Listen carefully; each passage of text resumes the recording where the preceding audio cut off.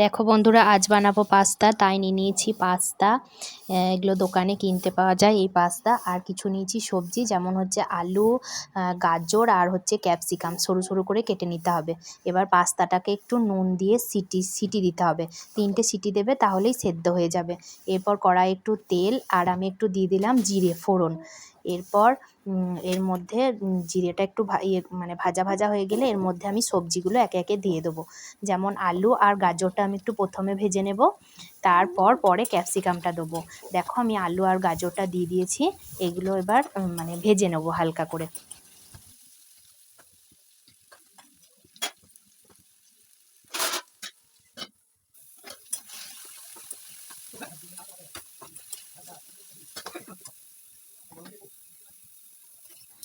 দেখো এবার ভাজার সাথে সাথে যাতে একটু সেদ্ধ হয়ে যায়, তার জন্য একটু নুন দিয়ে দিলাম।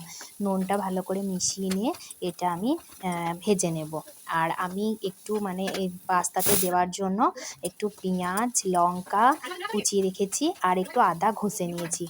এই ভাজাটার মধ্যে আমি কুচিয়ে রাখা পেঁয়াজ আর লঙ্কা আর ঘষে রাখা আদাটা দিয়ে দেবো।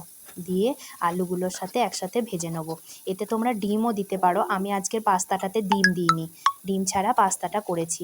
দেখো ওইগুলো আলু গাজরটা একটু ভাজা ভাজা হয়ে গেছে বলে তার উপরে আমি ক্যাপসিকামটা দিয়ে দিলাম।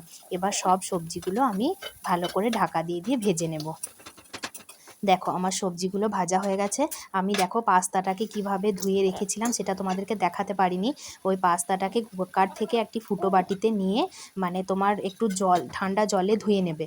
তাহলেই দেখবে, আর একটু গায়ে তেল মাখিয়ে নেবে, তাহলে পাস্তাগুলো মানে একটার সঙ্গে একটা লেগে যাবে না, ঝুরো ঝুরো থাকবে। দেখো আমি এতে হলুদ গুঁড়ো দিলাম, নুন দিলাম আর একটু সবজি মশলা দিলাম, দিয়ে ভালো করে নেড়ে দিচ্ছি।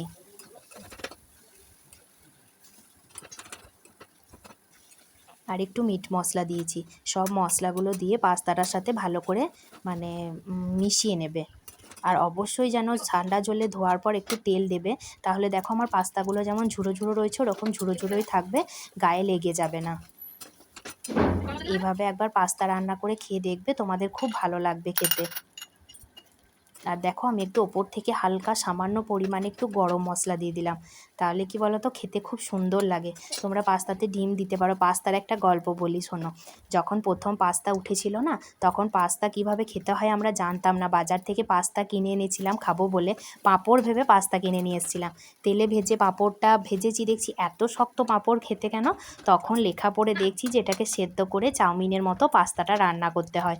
দেখো আমি কথা বলতে বলতে একটু সস দিয়েছিলাম, সেটা তোমাদেরকে বলতে ভুলে গেছি। একটু সস দিয়ে দেবে।